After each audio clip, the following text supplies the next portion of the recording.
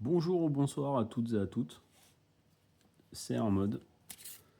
Vous nous retrouvez comme tous les samedis maintenant pour un tirage en fait qui va plutôt concerner d'un point de vue technique ce qui va se passer cette fois-ci à l'échelle européenne ou mondiale. Et je voulais mettre en fait en exergue la situation qui est en train de se passer à l'heure actuelle avec l'Israël, l'Ukraine et les menaces de Troisième Guerre mondiale en fait. Donc on va voir un petit peu ce que ça nous dit aujourd'hui. Donc déjà, ambiance de la semaine. Donc il y a des choses qu'on ne nous dit pas, sans doute. Et il y a quelqu'un qui tire les ficelles. D'accord. Ah bah la force qui tourne à l'envers, tiens. Intéressant, ça commence déjà bien.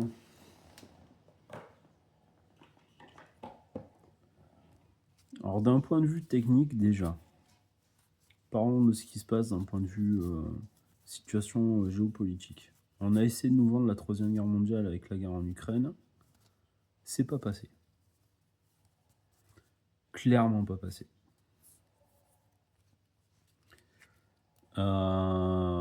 Qu'est-ce qui se passe du coup?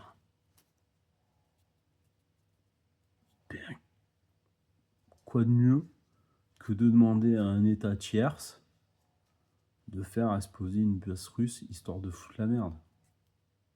Voilà. Donc là, déjà, on a la carte de la force à l'envers. Elle nous dit quoi? Elle nous dit que c'est le moment de la ruine, abus de pouvoir, cruauté. On est dans ça. Hein. C'est ce qu'ils sont en train d'essayer de nous faire avaler à l'heure actuelle, en nous disant ouais, mais c'est pour le bien. Non, non, non. C'est peut-être pour leur bien à eux, mais c'est pas pour notre bien à nous. Donc on arrête. Non, non, non, c'est pas bon. Allez, maintenant, tradition oblige, nous allons sur le symbolon. Alors, qu'est-ce que le symbolon va nous dire? On va le mélanger un peu, parce que comme vous l'avez vu le coup d'avant, une fois de plus, on s'est retrouvé avec toujours avec la carte du joueur de pipeau.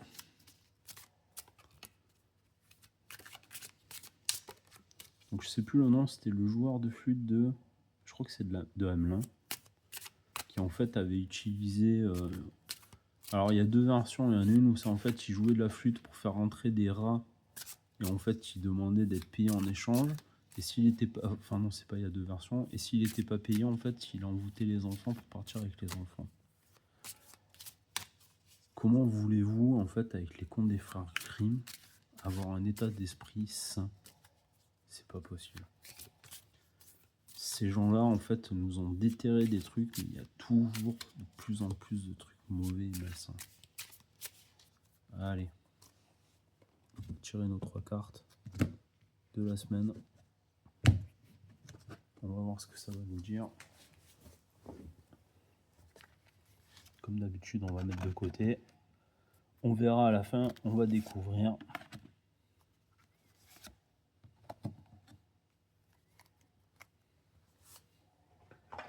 Alors j'ai envie de dire, si vous avez des questions sur le pourquoi je choisis telle ou telle carte, machin, n'hésitez pas en commentaire, je suis là pour écouter. Vous parler, vous répondre, tout ce que vous voulez. Voilà. Je suis tout oui. Alors, on va utiliser un jeu russe pour parler, bien évidemment, de notre cher Poutine, savoir comment ça se passe dans sa tête à l'heure actuelle en voyant qu'il se fait bombarder ses trucs alors qu'il est dans son coin, qu'il essaye d'aller à la désescalade et que les gens, en fait, ils en ont littéralement rien à faire.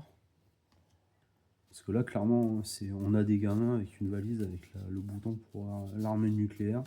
Les gens réfléchissent pas. Je crois que la pire ineptie que j'ai entendue, c'est un mec qui a osé dire non, mais de toute façon, du moment qu'on a les Américains avec nous, on est protégé. Les Américains, ils sont sur leur continent. L'Europe, ils s'en foutent totalement. Là, la question, c'est à qui ça rend service et pourquoi. On sait que la guerre en Ukraine, les seuls à qui ça rend service, c'est McKinsey et BlackRock. Pourquoi? Parce qu'ils ont acheté 70%, je crois, des terres agricoles de l'Ukraine. Ils veulent les récupérer pour pouvoir faire de la production intensive. Donc préparer de la bouffe, j'ai envie de dire pourquoi pas. Le problème, c'est qu'ils sont en train de spolier. C'est des.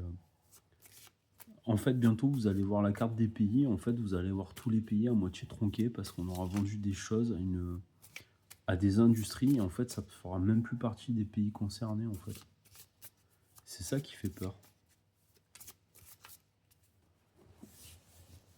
Allez.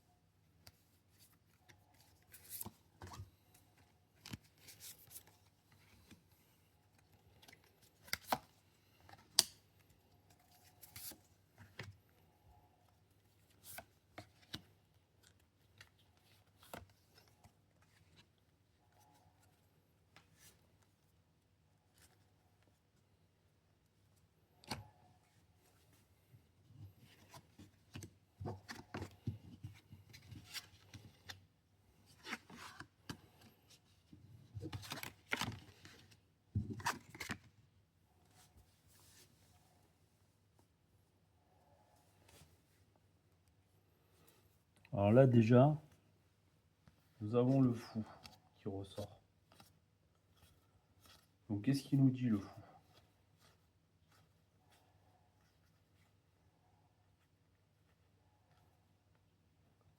Donc, innocence, spontanéité. Donc, j'ai envie de dire, jusque-là, ça veut dire que, voilà, c'est... Enfin, pour moi, ce qui ressort, surtout dans le cas de Poutine, c'est vraiment l'innocence. Je parle pas de ce qu'il fait dans son pays. Hein. Chacun va voir midi à sa porte. Je suis pas là pour juger ça. Par contre, ce qui se passe, c'est qu'il est dans l'innocence. Et alors, mieux encore, c'est-à-dire que avec le 6 de bâton, on a quelqu'un en fait qui a triomphé, qui a été élu. C'est quelqu'un qui a des résultats et qui a tenu ses promesses en fait. Donc ça, c'est quelque chose d'extrêmement important. Et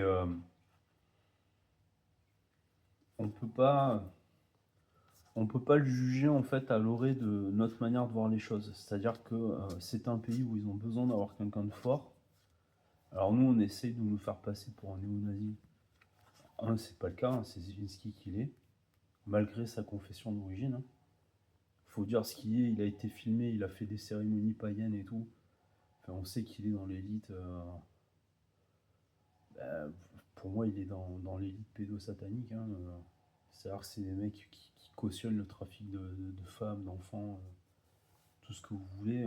On a tout ce qui est négatif. Par contre, voilà, avec la lune et là, le 3 d'épée, donc là on est dans la trahison. Enfin là pour moi il a été trahi. Et en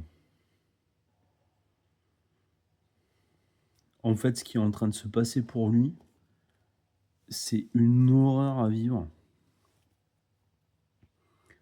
En fait il est il sait pas comment il doit réagir. Parce qu'en fait, on a d'un côté des élites qui sont en mode ah, mais on s'en fout, on peut envoyer des gens, c'est de la chair à canon. De toute manière, il faut enfin, il faut enlever la population. Alors que Poutine, bah, il sait par exemple que on a un président qui est complètement déconnecté. Il sait que lui est extrêmement mauvais, il sait qu'il est téléguidé, ce mec. Et par contre, il sait que la population française, en majorité, bah, elle suivra pas Macron. Et il y a presque en fait la notion de...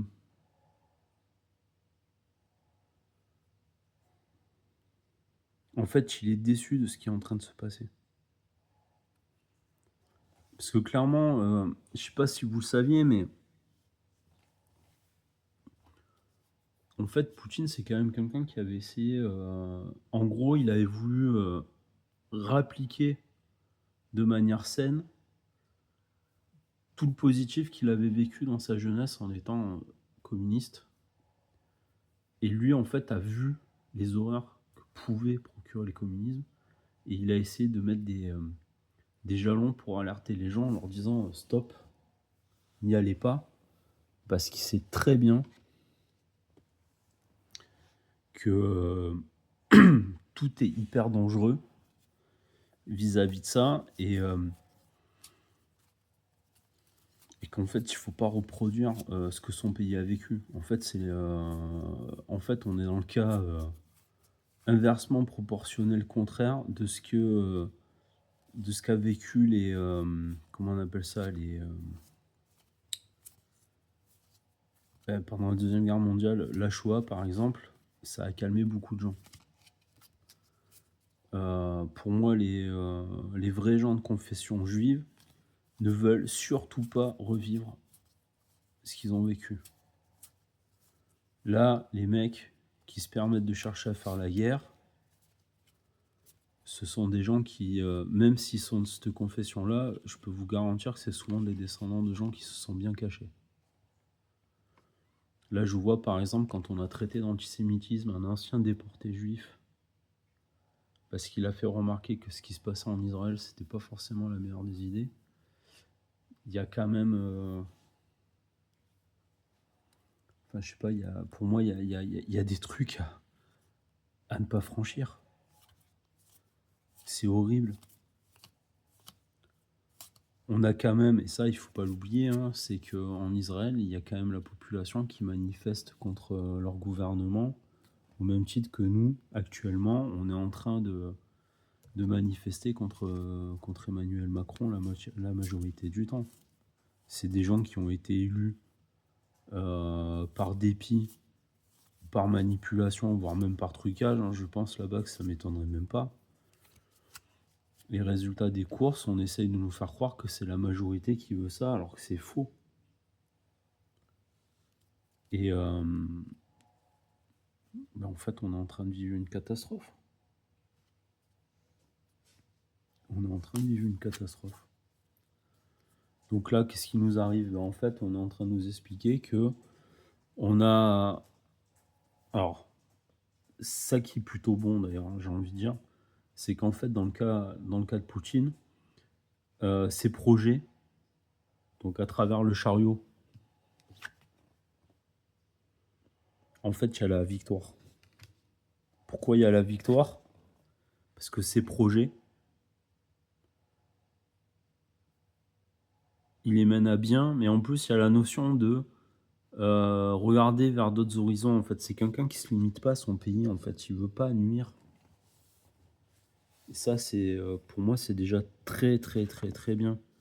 Par contre, à chaque fois, ben, en gros, il voit qu'il fait des choses très bien. Par contre, il est en mode déception parce qu'il voit que ben, on essaye de lui faire. En gros, dès que l'Occident à l'heure actuelle fait de la merde, on essaye de faire croire que c'est de sa faute à lui, alors que c'est absolument pas le cas. C'est clairement nos élites qui sont en train de nous diriger vers ça. Et d'ailleurs, voilà, c'est En fait, ils font tout pour nous mettre en danger. D'ailleurs, regardez, c'est pas pour rien, là, on voit quoi? Un bombardement, quoi. Donc là, qu'est-ce qui s'est passé la semaine dernière? Il y a une base au Liban, une base russe qui a été bombardée directement par Netanyahou. D'ailleurs, c'est pour ça que sur les dernières interviews qu'on l'a vu, il est en train... c'est assez choquant si vous avez l'occasion de le regarder. Je crois que c'est même passé sur BFM. Il tremble. Vous entendez bien ce que je dis? On le voit trembler à l'écran. Et il a été censuré d'ailleurs. Et c'est d'ailleurs ce qui est relativement flippant, et je pense que c'est le même problème qu'on a chez nous. C'est-à-dire que on voit qu'en gros, il y a des gens qui sont derrière, et en gros, on le force à lire un texte, et on le voit trembler comme une feuille. Donc il y a vraiment la notion de... avec le 9 d'épée, hein, c'est ce que c'est en train de nous dire, hein, c'est le malheur, la peur, le cauchemar. Donc là, c'est tout ce que je souhaite. C'est qu'en fait, ceux qui tirent les ficelles dans l'ombre, bah, peut-être qu'en fait, ils vont être tous révélés. Et que ça va peut-être arrêter les conflits. Parce que quand vous voyez qu'en fait, les guerres, c'est plus pour des histoires de combat,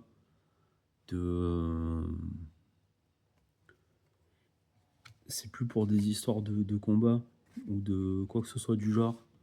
Et que c'est tout simplement parce qu'il y a des grosses entreprises multinationales qui n'arrivent pas à avoir ce qu'elles ont payé. Donc qu'est-ce qu'elles font? Elles envoient des gens se faire la guerre. Et c'est une catastrophe en fait. C'est exécrable, détestable. Tout ce que vous voulez en fait, mais c'est une horreur. Par contre, ce qui est intéressant, c'est qu'en fait, c'est pour ça, alors, je vais pas vous dire que je suis pro-russe, ou quoi que ce soit, parce que c'est pas le cas. Je suis russophile parce que je m'intéresse beaucoup à cette culture à la base. Ma famille a toujours été plus ou moins versée dedans, parce que bon, je suis descendant d'une famille communiste pur et dur. Un des premiers maires communistes de France, c'était mon arrière-grand-père, il a été réélu à 3 reprises. Voilà, c'est quelque part, ça laisse des séquelles dans la famille. Par contre, voilà, autant mes grands-parents et mes arrière-grands-parents, ils avaient un amour de la Russie par rapport à l'époque communiste. Autant moi j'ai un amour de la Russie par rapport à l'époque des tsars, parce que je suis fasciné en fait par l'architecture, ce genre de choses, et le peu qui reste à l'heure actuelle, et les fouilles qui ont été retrouvées en fait dans les musées, tout ça. Donc moi qui fais de la reconstitution, c'est pas pour rien que je fais ce qu'on appelle la Russe de Kiev, c'est-à-dire à l'époque où il y avait que des cités-États, et c'est juste formidable. D'ailleurs, c'est pour moi ce jeu est très représentatif parce qu'on est dans les bilines en fait, c'est-à-dire les contes traditionnels en fait, où on parle des bogatières, de ce qu'ils font et tout ça. Mais là justement, ce qu'elle disait cette carte, c'est qu'en fait on a Poutine qui est clairement plus intelligent en fait que ça, et au lieu de se laisser aveugler par de la colère, il arrive à transformer les choses. Il a, en fait, petit à petit, il arrive à retourner l'opinion en fait des gens qui sont contre lui, parce qu'en fait, les gens voient très bien que ils sont tous victimes que de manipulation. Donc, et surtout de manipulation médiatique, parce que quand on voit sur BFM des mecs de la brigade Azov d'Ukraine qui sortent avec les brassards nazis ou des casques avec les S2SS sur les casques et tout, et qu'on nous dit non, non, c'est pas des nazis, c'est faux, et puis c'est eux qui nous représentent, nous, l'Union Européenne. Quand on connaît l'histoire de la fondation de l'Union Européenne, en fait, on comprend que le camp du bien, c'est pas le camp de ce qui dirige l'Union Européenne à l'heure actuelle. Et c'est vraiment, vraiment gravissime. Et en plus, l'argument ad litterum qu'on essaye de nous faire manger à chaque fois, c'est ouais, si vous dites que c'est faux, machin, c'est que vous êtes des antisémites. Alors que justement, on voit quelqu'un comme Zelensky, qui est de confession juive d'origine, qui fait des défilés en tenue SS, qui va à des enterrements de vrais néo-nazis, tout ça, vous comprenez qu'en fait, il faut arrêter de se dire que les néo-nazis sont forcément dus en fait à une race. C'est les ordures, il y en a de partout.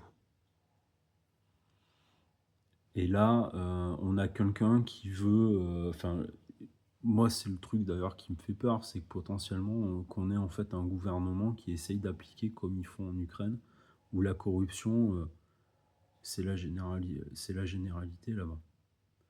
Que je dise pas de conneries, je crois que l'Ukraine, elle est dans les 4 pays les plus corrompus au monde, et où il y a le plus de trafic, que ce soit d'organes, de vente d'humains et compagnie. Donc déjà, ça en dit long sur la situation.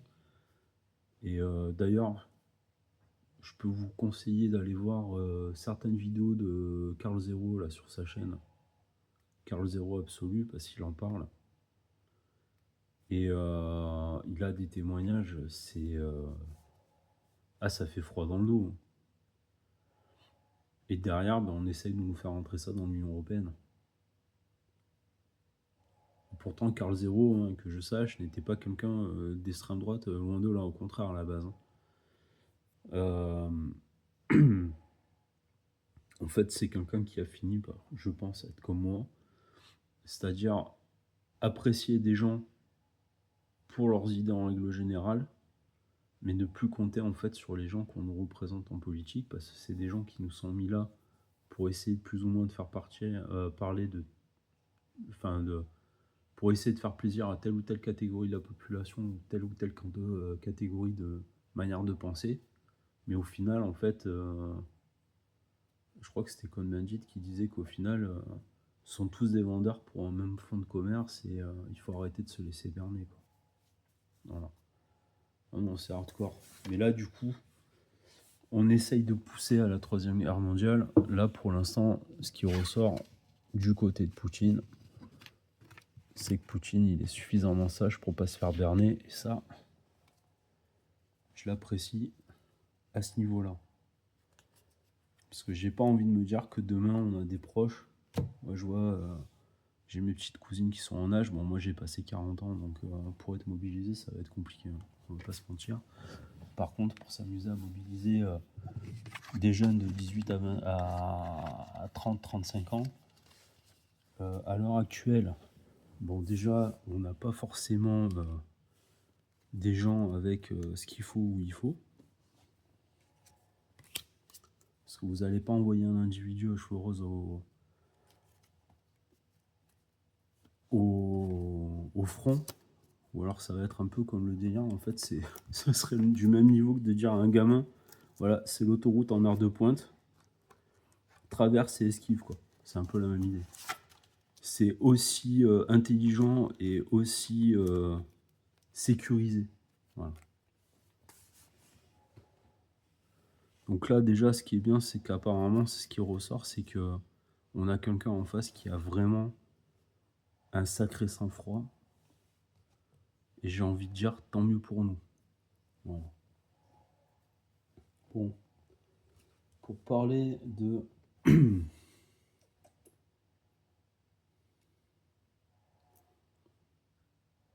Alors, pour parler de Netanyahou, ce qu'il va faire, je suis en train de me poser vraiment les questions. Je sais pas si vous avez vu, mais en plus, il est en train de se faire laisser tomber. C'est les États-Unis qui ont commencé à lui dire ça suffit, en fait. Et même Macron, d'ailleurs, s'il est mis.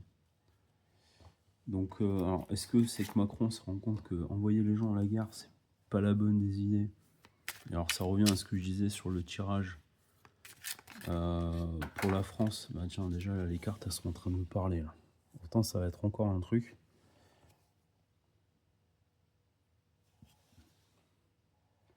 Alors là, ça me rassure pas. Alors là, une fois de plus, vous voyez, 6 globes, 6 branches. On peut peut-être penser à une étoile de David. Et là, c'est en train de me dire qu'il y a un succès. Quand je demande ce que ça va donner, est-ce qu'ils veulent déclencher la guerre, ça me sort succès. Clairement, je suis pas rassuré. Parce que là, ça veut dire qu'on aurait un camp qui cherche à faire une guerre de religion. Nous, juste qu'on est en train de suivre alors qu'on n'a pas de raison d'y aller. Là, on ne sait pas ce que vous pouvez nous dire. Voilà, confirmation. Le fait d'essayer de nous faire aller au carton, c'est quelque chose qui nous est pas utile. Et alors, la deuxième carte qui ressort sur la coupe, c'est l'art. Donc là, en fait, il y a vraiment il y a un délire schizophrène, quoi. C'est... Non, là, les mecs, ils sont complètement starbés. Voilà. C'est... Ils vont emmener à la ruine. Alors là, il y a la carte de la science. Moi, ce qui me fait flipper, c'est qu'en fait, ils vont probablement faire de la merde avec la bombe nucléaire. Ah, par contre, c'est en voyant que ça rapporte rien au niveau finance, il y a quelque chose qui risque de bloquer derrière.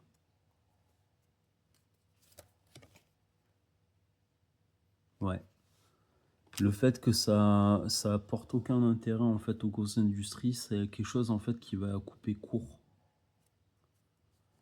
Et est-ce que je suis en train de me demander s'ils peuvent me répondre, mais est-ce que ça va être la ruine en fait pour le gouvernement de Netanyahou? Pour l'instant, c'est quelque chose qui se passe en sous-main, quoi. Donc c'est même pas Netanyahou le problème apparemment en Israël à l'heure actuelle. Ouais, en fait, il va se retrouver littéralement isolé. Donc ouais, non, en fait, ils vont essayer, mais c'est quelque chose qui va pas durer longtemps. Parce que malgré les potentialités de convergence, en fait, personne ne va vouloir aller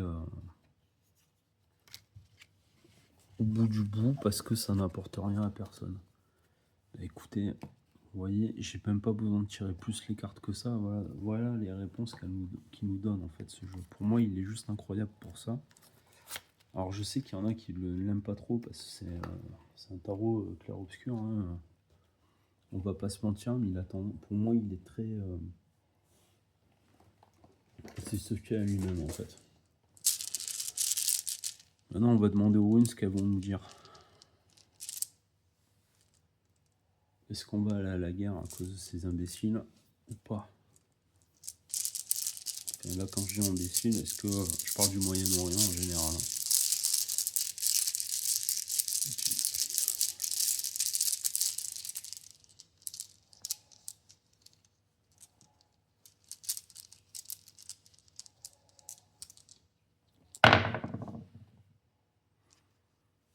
C'est en train de dire oui, mais apparemment, ceux qui dirigent, en fait, c'est ça. En gros, la situation, donc là, en fait, c'est une épine de rose. Tu vois, c'est en train de dire que la situation, ça va être une épine pour les représentants. Et ça, c'est intéressant, par contre. C'est-à-dire, ça, c'est les dirigeants. C'est les cornes. Ça, c'est les hommes politiques. Alors, en dessous, c'est censé représenter Odin qui nous parle. Et ça veut dire, en fait, les chefs politiques. En gros, c'est les chefs politiques vont être mis en porte-à-faux vis-à-vis des gens qui tirent véritablement les ficelles derrière, et ça va foutre le bazar. Donc, je pense qu'on va avoir des surprises et qu'on n'est pas au bout de ce qui va se passer. Est-ce que les masques vont tomber? Ouais, mais pas tout de suite. En fait, la situation, donc ça c'est au rouge, c'est le rock. La situation est en train de foncer, mais en même temps c'est quelque chose qui est en gestation et qui pour l'instant reste toujours caché. Ça c'est une vase. Par contre, hop, voilà. En fait, c'est déjà en train de parler. Ça... En gros, alors, en fait, c'est deux Kenaz face à face, le Yara. Donc en gros, c'est deux torches, deux lumières face à face. Et en même temps, c'est la notion d'échange, de dialogue, mais ça peut être aussi le conflit. En gros, ce qui va se passer, c'est qu'en fait, ça va... confirme-moi si j'ai une connerie.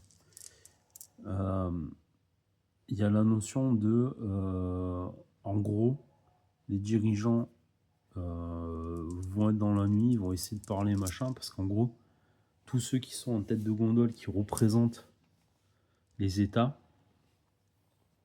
sont potentiellement susceptibles de prendre des dégâts eux-mêmes.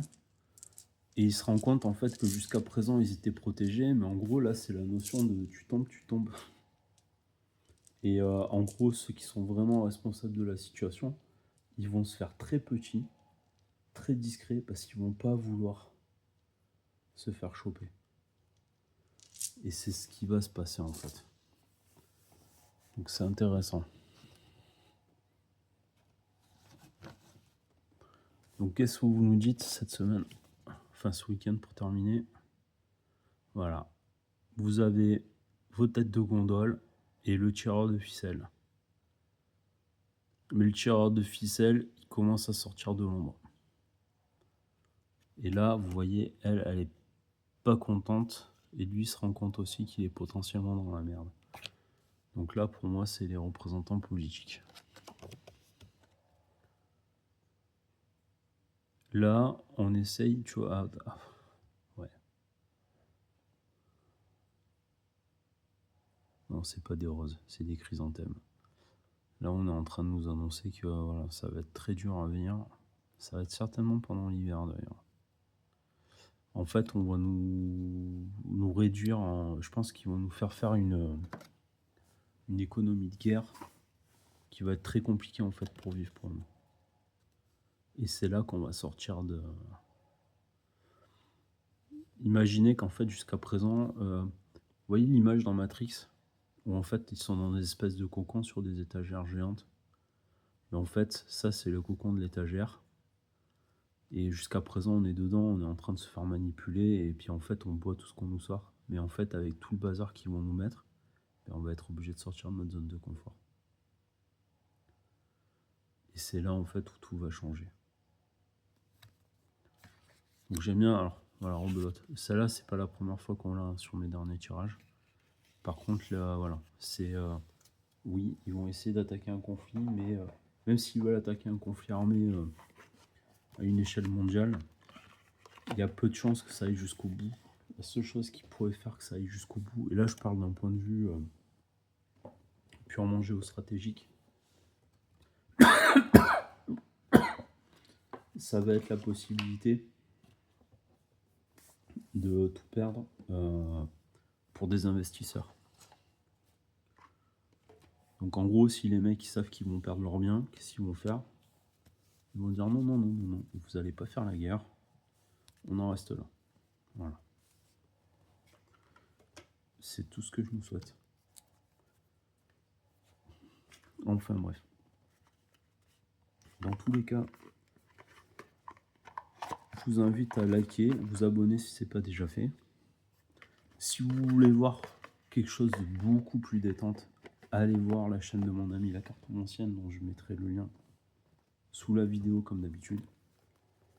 Et en attendant, prenez soin de vous et je vous le demande, essayez d'avoir plusieurs sons de cloche, ne vous contentez pas de ce qu'on essaye de vous faire avaler. Voilà. Prenez votre temps, essayez. Regardez partout, comme je vous l'ai dit, voilà, moi je regarde des gens d'extrême gauche, des gens d'extrême droite, des gens de gauche, de droite simple, et des gens du centre. Et c'est toujours bon en fait de se faire un avis d'une manière plus générale. Voilà. Donc prenez soin de vous et je vous dis à la prochaine. Au revoir.